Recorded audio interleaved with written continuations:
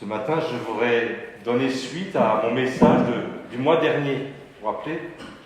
Aujourd'hui, si tu entends ma voix, n'endurcis pas ton cœur. 3 fois. Et puis, dans la même lettre aux Hébreux, l'auteur divin lui précise « Gardez-vous de refuser d'entendre, car notre Dieu est un feu dévorant. » Ailleurs, Paul écrira « La foi vient de ce qu'on entend, et ce que l'on entend vient de la parole de Christ. » Alors on peut entendre dans le silence un doux et subtil murmure. Parfois c'est des circonstances. Et j'ai vu chez une amie ce nouveau film de Billy Graham. Et je me disais, j'ai lu des livres de Billy Graham, mais je n'ai jamais entendu son message. Alors je suis allé voir sur Internet pour trouver un message de Billy Graham, et je tombe sur ce message où il parle de Josué. Et Josué, une fois qu'ils sont arrivés à Canaan, on va dire à ce peuple, voilà, choisissez. Vous pouvez servir le Dieu des Moabites, des Ammonites et des dieux étrangers, mais moi et ma maison, nous servirons l'Éternel. Le titre de ce message ce matin, c'est « Nous sommes, chacun de nous, sa maison ». Alors si vous voulez bien, avant de lire ce passage de Hébreux, je vais prier. Seigneur, merci. Merci pour notre histoire à chacun. Merci parce que tu nous connais personnellement chacun. Tu nous connais tellement bien chacun. Et tu as quelque chose pour chacun. Une histoire, un salut, une bénédiction, une vie avec toi, Seigneur Jésus.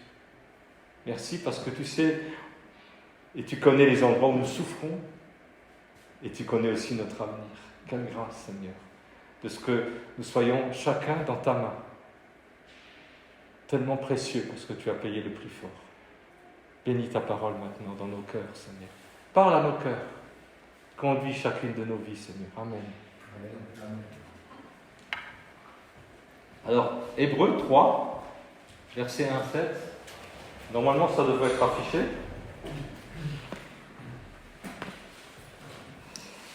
C'est pourquoi, frères saints, frères ou sœurs, qui avaient part à la vocation céleste, considérez l'apôtre et le souverain sacrificateur de la foi que nous professons, Jésus, qui a été fidèle à celui qu'il a établi, comme le fut Moïse dans toute sa maison. Car il a été jugé digne d'une gloire d'autant supérieure à celle de Moïse, que celui qui a construit une maison a plus d'honneur que la maison même. Chaque maison est construite par quelqu'un, mais celui qui a construit toute chose, c'est Dieu. Pour Moïse, il a été fidèle dans toute la maison de Dieu, comme serviteur, pour rendre témoignage de ce qui devait être annoncé. Mais Christ l'est comme fils sur sa maison. Et sa maison, c'est nous, pourvu que nous retenions jusqu'à la fin la ferme confiance et l'espérance dont nous nous glorifions. C'est pourquoi, selon ce que dit le Saint-Esprit, aujourd'hui, si vous entendez sa voix, n'endurcissez pas vos cœurs. Considère Jésus. Considérez Jésus. Ou encore, fixez vos pensées, fixez vos regards. Regardez Jésus. Regardez celui que nous reconnaissons publiquement, celui que nous confessons, celui que nous proclamons. Réfléchissez, pesez la valeur de Christ. Christ qui est supérieur aux anges, supérieur à Moïse, supérieur au souverain sacrificateur. Et dans l'épître aux Hébreux, 5 fois, l'auteur va préciser « Il est assis à la droite de la majesté divine dans les lieux très hauts. » Jésus, parlant de lui, dira « Il y a ici plus que Jonas, c'est plus que Salomon. » Alors j'aime bien parce que Billy Graham, dans son message, disait « Que fais-tu de Jésus? Qu'as-tu fait de Jésus dans ta vie ?» La lettre aux Hébreux s'adresse aux frères et sœurs, participants, aux frères et sœurs saints et saintes, mis à part, participant à l'appel céleste. D'ailleurs, plusieurs fois dans ce chapitre, il sera question de participer. On en reparlera après. Frères, vous qui avez été mis à part et qui partagez l'appel céleste, est-ce que tu as répondu à l'appel céleste? As-tu donné ton cœur au Seigneur Jésus? Ce qui est magnifique et incroyable, c'est que Dieu t'appelle, nous appelle, nous a appelés chacun. Et il nous connaît tellement bien parce qu'il nous appelle à l'endroit où nous avons besoin d'entendre qu'il nous appelle. Il est question ici de la fidélité de Jésus et de la maison de Jésus. Celui qui a bâti la maison a plus d'honneur que la maison. Comparé à la fidélité de Moïse et la maison de Moïse, j'ai voulu savoir ce que c'était cette maison de Moïse et quelle était la relation de Moïse avec l'Éternel. Et dans Nombre, on peut lire « Mon serviteur Moïse, qui est fidèle dans toute sa maison, je parle avec lui, bouche à bouche, et me révélant clairement, et non en énigme, et il voit la ressemblance de l'Éternel. » De quelle maison parle-t-on? Jésus dira à un moment donné, en reprenant un verset de Jérémie, « Ma maison sera appelée une maison de prière pour toutes les nations, et vous en avez fait une caverne de voleurs. » Ou ailleurs, il dira, « Jérusalem, Jérusalem, voici votre maison vous sera laissée déserte. » Alors il y a un côté le bâtiment, le temple, et puis de l'autre côté la ville. Mais de l'autre côté, il y a aussi une maison spirituelle. Ici, en l'occurrence, on change d'alliance. On passe de la maison de Moïse, de l'Ancien Testament, à la maison de Jésus. Parfois, ma maison prend trop de place. Alors, je ne parle pas des lambris, de la piscine, du spa ou de notre maison bâtiment, mais de notre corps, le corps humain, dans lequel peut-être je peux souffrir, ou je trime, ou j'aimerais être différent.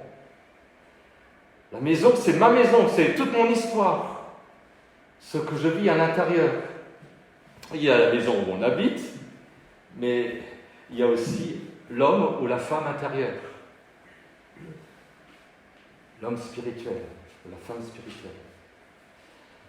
Parfois, malheureusement, il s'agit de la maison de l'ennemi. On peut lire dans Matthieu que l'esprit impur va dire « Je retournerai dans ma maison d'où je suis sorti ». La question ce matin, qui gouverne ma maison?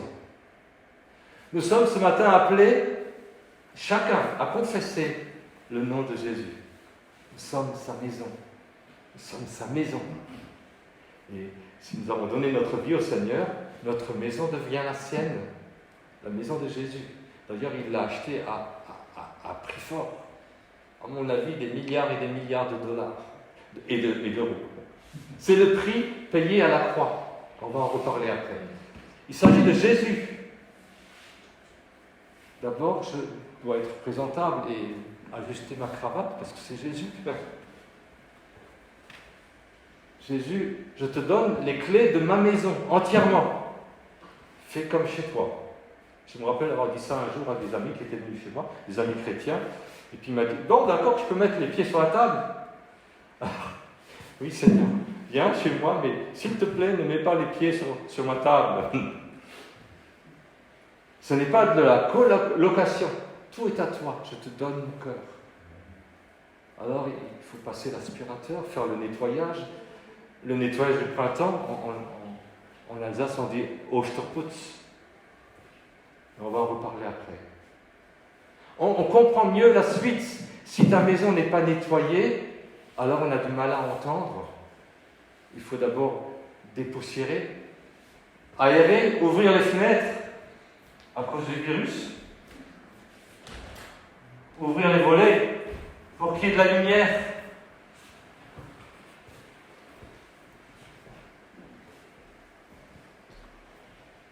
Laissez entrer la lumière. Détruire, jeter, brûler ce qui n'a rien à voir avec Jésus. Moi, j'avais un disque de Léo Ferré. Alors, nous, on n'était pas trop Beatles, Bee Gees et Rolling Stone. On était plutôt Ferrat, Brel et tout ça. Enfin, chacun son style, quoi. Mais au début de ma conversion, je fais un peu le tri de mes vinyles et je tombe sur un disque de Léo Ferré. Et je lis là, comme ça, dans sa chanson Le Chien, où il dit « Si Dieu vraiment existait, comme le disait Bakounine, il faudrait s'en débarrasser. » On s'est vite débarrassé aussitôt de ce disque.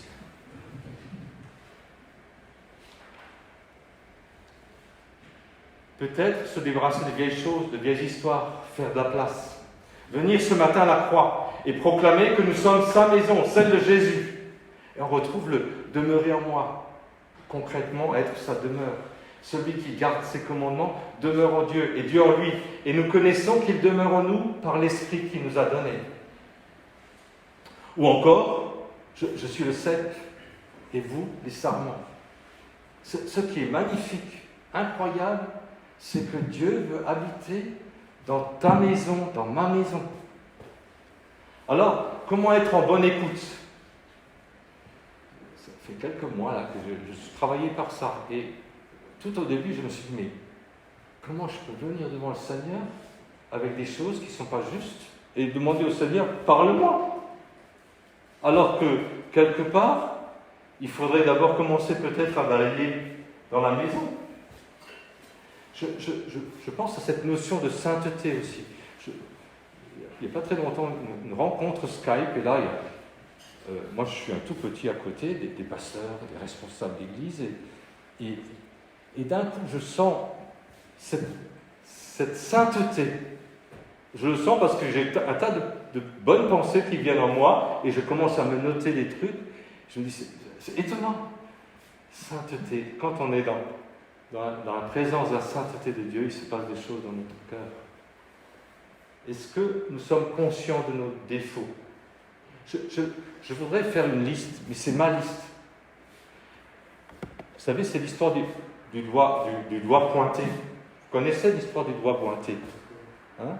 Le pouce, là, il prend pas position. L'index, il va vers une personne, mais il y a 3 autres doigts qui reviennent vers celui qui pointe le doigt. Alors, ça va être peut-être un peu dur, mais ça me concerne moi. C'est pas de l'autoflagellation, mais en cherchant un peu et en creusant au fond de moi-même, je pense à mes péchés, mes colères. Et comparé à la sainteté de Dieu, parfois, on pourrait presque parler d'immondice. Alors là, je fais une parenthèse. N'attends pas d'être parfait pour prendre les eaux du baptême. Ça, c'est un mensonge. Ce qui est magnifique, incroyable, Dieu nous accepte tels que nous sommes, tel que je suis sans rien à moi, sinon ton sang, versé pour moi à la croix. Mais parfois, nous sommes enfermés dans le déni, comme dans une bulle, susceptible, dur, cassant, stressé, répulsif, cherchant à plaire aux autres, fermé, sectaire, imperméable à la douceur de Dieu. Est-ce que ça vaut la peine de continuer ? Comment peut-on encore entendre la voix de Dieu alors ? Enfermé à cause du rejet ? Je pense à ce temps qu'on avait eu dans ce petit groupe de prière où on parlait du rejet, où il fallait que, pour surmonter le rejet, une parole du jour, le 1er février. Pour surmonter le rejet, il faut réaliser, accepter à quel point Dieu nous aime et nous valorise. Alors, malheureusement, parfois, mes émotions, souvent ne collent pas avec Dieu. Mes impatiences, mes contrariétés, peut-être même mon mal-être, ou quand les choses ne vont pas comme je veux, mes frustrations. Et puis d'un coup, on arrive au jardin secret. Là aussi, Seigneur Jésus, comme on a besoin de venir à la croix. Merci Seigneur parce que tu as tout porté. Tu as porté toute mon iniquité à la croix.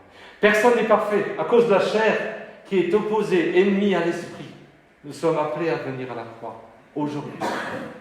Aujourd'hui, c'est la journée de venir à la croix déposer ce qui est injuste. Aujourd'hui, écoute Jésus. Ce qui est magnifique et incroyable, c'est que Dieu, aujourd'hui, veut nous parler et nous pardonner. Alors, sa maison, c'est nous. Pourvu que nous retenions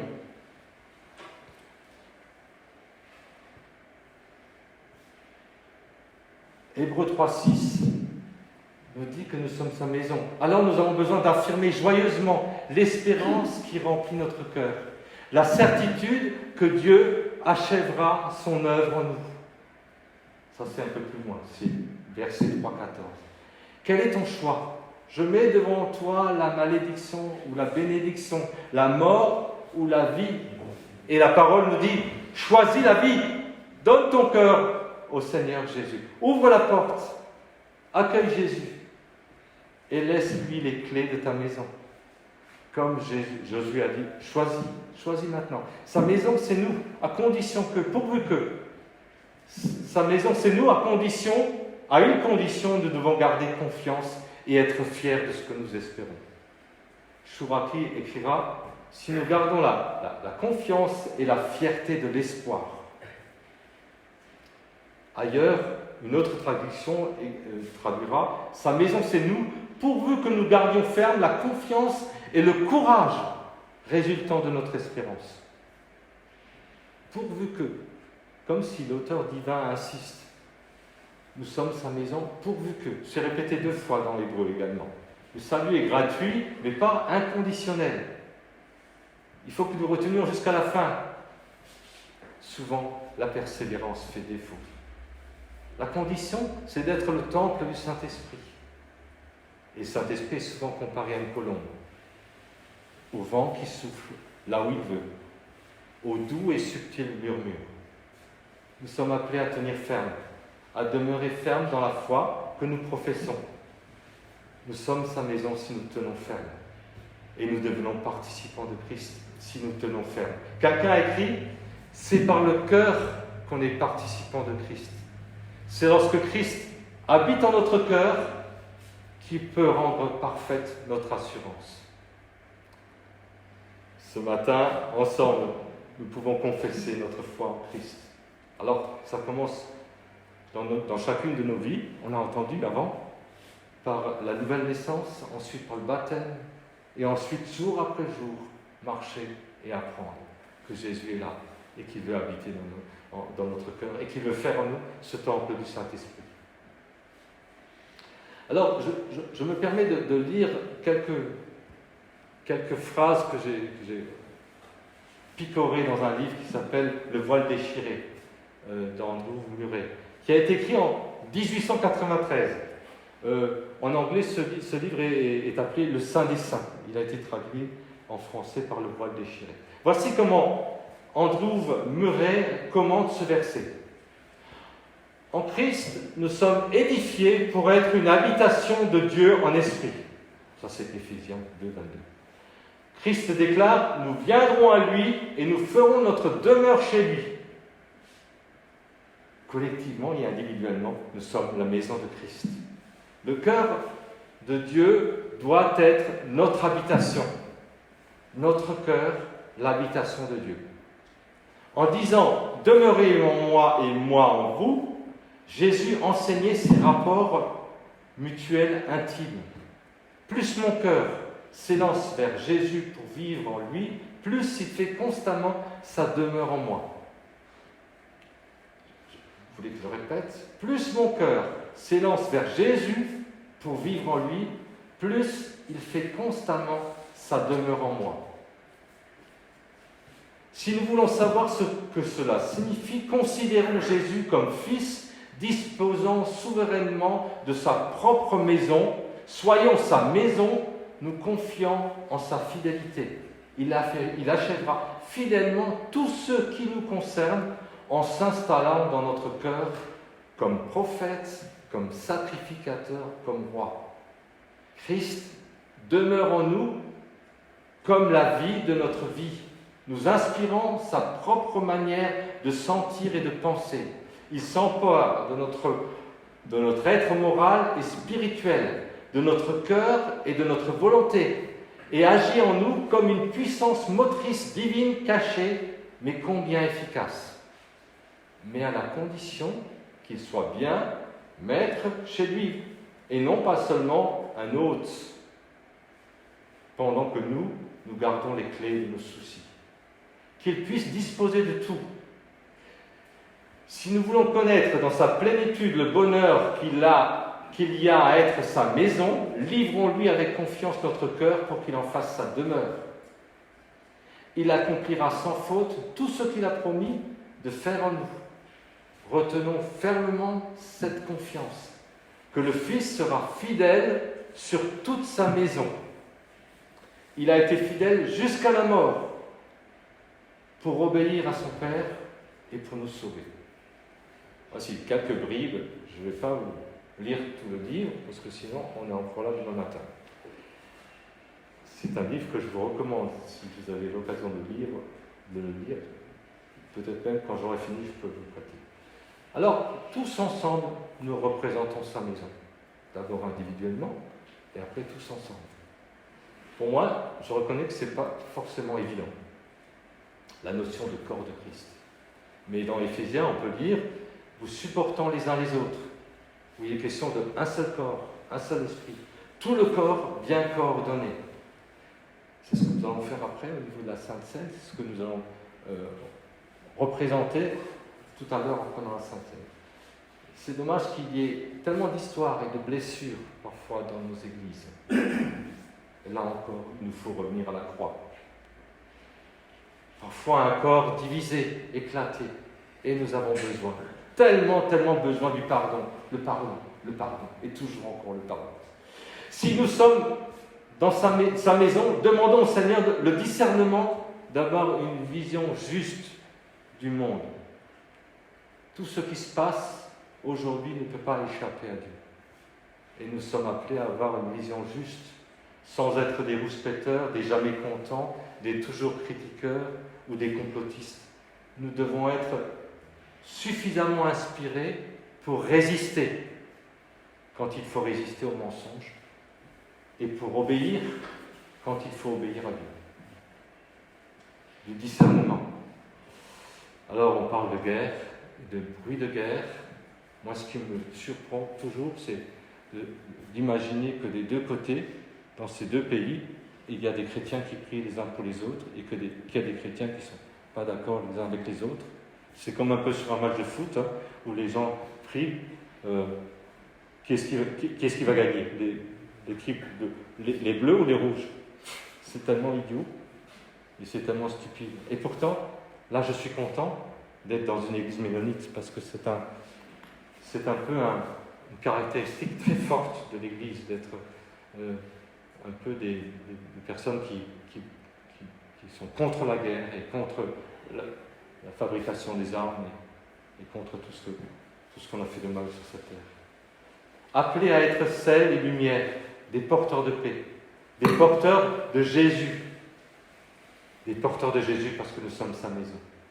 Ce qui est magnifique et incroyable, ce Dieu de grâce veut nous utiliser chacun, là où nous sommes, pour être des instruments de bénédiction. Alors, on va parler de la croix et de la Sainte Seine. C'est ce que nous allons faire maintenant. Se rappeler, commémorer, proclamer le sacrifice de Jésus. C'est un moment important. D'abord, se rappeler que plusieurs fois, la croix a été clairement prophétisée dans l'Ancien Testament. Dans Ésaïe, Malachie, dans les psaumes. Selon certaines estimations, l'Ancien Testament contient 300 passages prophétiques décrivant qui est le Messie et ce qu'il fera.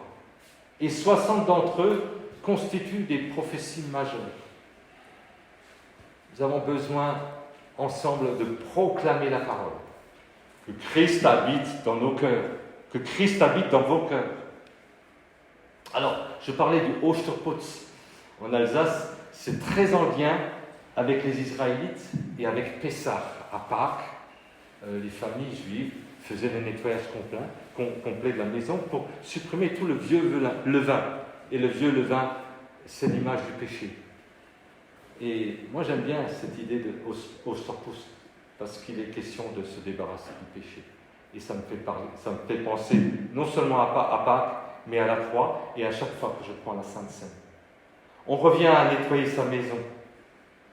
Là, porte condamnée, un placard, un tiroir fermé, tout doit être ouvert pour le Seigneur Jésus.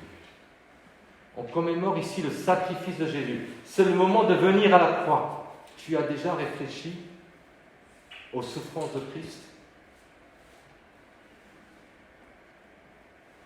On ne peut pas s'imaginer ce que le Seigneur a souffert. Et rien qu'à penser au clou, rien qu'à penser à la croix ou à la flagellation, on se dit, Seigneur, tu as tellement souffert à cause de mon péché.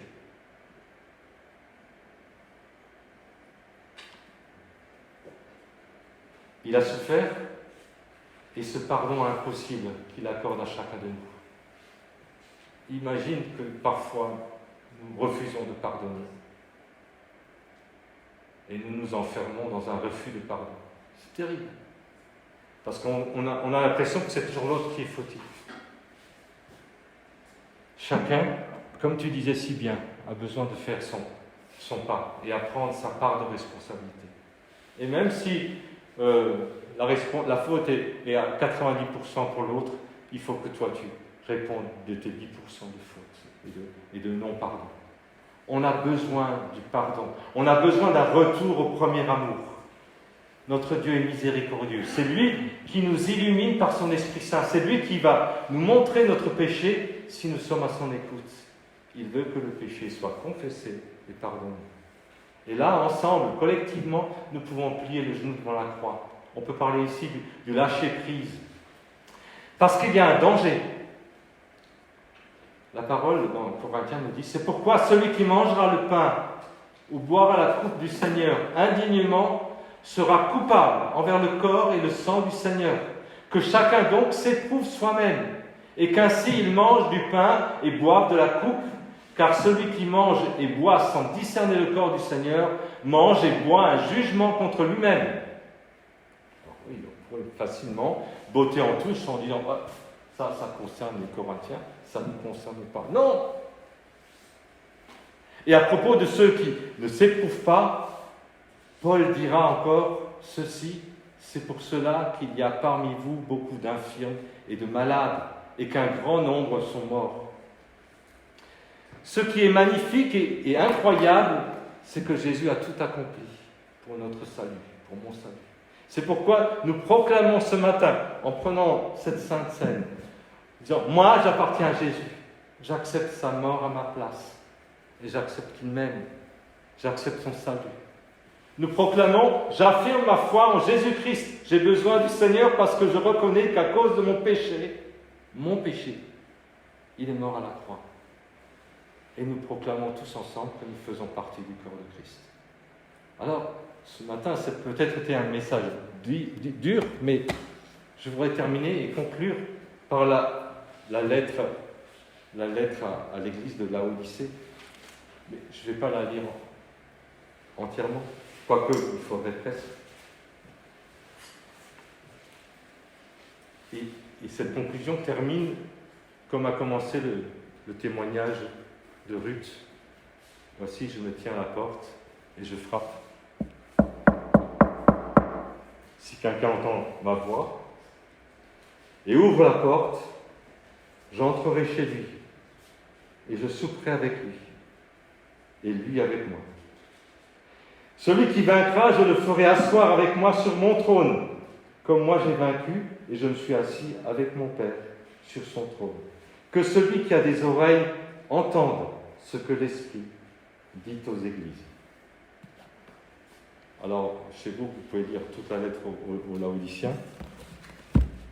Seigneur puisse nous bénir et nous conduire dans ce temps de Sainte Seine. Merci Seigneur pour ta parole. Merci parce que tu veux vivre une communion intime avec chacun de nous. Tu n'es pas venu pour créer une religion, mais une relation. Tu es venu pour nous libérer, nous restaurer, nous guérir. Tu veux que nos vies t'appartiennent et tu veux avoir toute la place. Et Seigneur, moi je te bénis et je te loue de ce que c'est une expérience tellement magnifique parce que, Seigneur, je ne regrette pas. Ça fait 40 ans que je te connais, Seigneur, et je te bénis de ce que tu as toujours été là. Et que, Seigneur, c'est le meilleur choix que j'ai pu faire. dans toute ma vie, Seigneur, c'est de te donner ma vie pour te suivre. Et je reconnais, Seigneur, devant mes frères et sœurs que j'ai encore tellement besoin de choses, d'apprendre des choses de toi. J'ai encore tellement besoin de plier les genoux et de me laisser conduire par toi. Viens habiter dans ma maison, viens habiter dans notre maison. Viens prendre possession, Seigneur, de nos cœurs, Seigneur. Et merci parce que tu as eu ce projet magnifique de mettre un temple et de construire un temple dans chacune de nos vies, Seigneur. Béni soit ton nom, Seigneur, et béni ce temps de Sainte-Seine. Amen.